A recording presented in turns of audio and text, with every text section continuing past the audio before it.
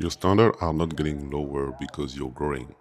They're getting lower because every time your feelings tells you that you should not go, you just override it.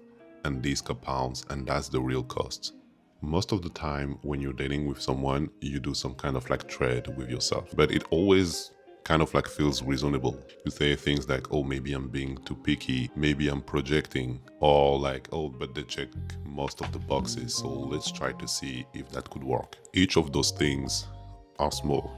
This is not a big deal. This is not going to change a thing, but they compound, which means that every time you're doing this, you kind of like don't realize, but you slightly lower your standard. And the thing that happens is that after you've done this a lot, then you cannot even answer the question about like, okay, what do you think? What do you think about that person?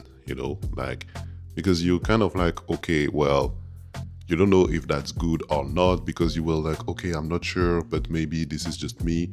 And then you continue and then you did it again. And so you're kind of like lost. That makes sense. You're lost. You don't know if that's actually good or if that's actually bad, or it's just you like asking for too much, or it's just them that does not match what you want.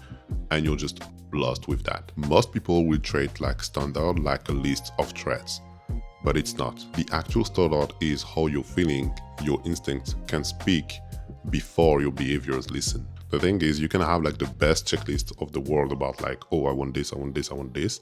But if your instinct does not speak, if your guts does not tell you, yeah, there is something good or there is not something wrong, then you got nothing. You just have like a checklist that you try to follow, but it does not mean anything. And that checklist most likely over time will change. Like, this means that someone with maybe like a messy checklist or even almost no checklist, but that follow their instinct and their gut, will have more chance to find someone that match their standard, what they want, than someone that have like a perfect checklist of like, oh, I know I want this, I want this, I want this, and I want this. But then in real life, they're like, oh yeah, but maybe this could be this, and I could change that, and that's fine if there is not this. You will not find someone like that. You don't necessarily need to be able to tell what are like your standard for them to be as high as you want. So that means that someone that could have like high standard, you could ask them, oh, okay, what are like your standards? Like, what are you looking into a person? And maybe they will not be able to answer you because they never really thought about it. They never really made a list about it.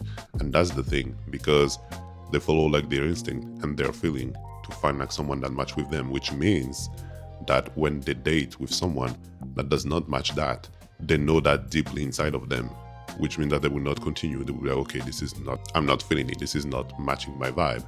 And that way they can know more precisely who is right for them and who match their standard. So then how to actually restore that signal, how to actually not just go with the checklist and follow your instinct to find the right person. The first thing to do is to actually follow your instinct. Like the next time you have like your guts, your feeling that tells you something, don't try to override it. Don't try to be like, yes, but just realize that and write it down. Another thing to do is that after 3 dates, ask yourself this question. If nothing changed with the way we're dating right now, would I still be in after 6 months? If the honest answer is no, then you have your data.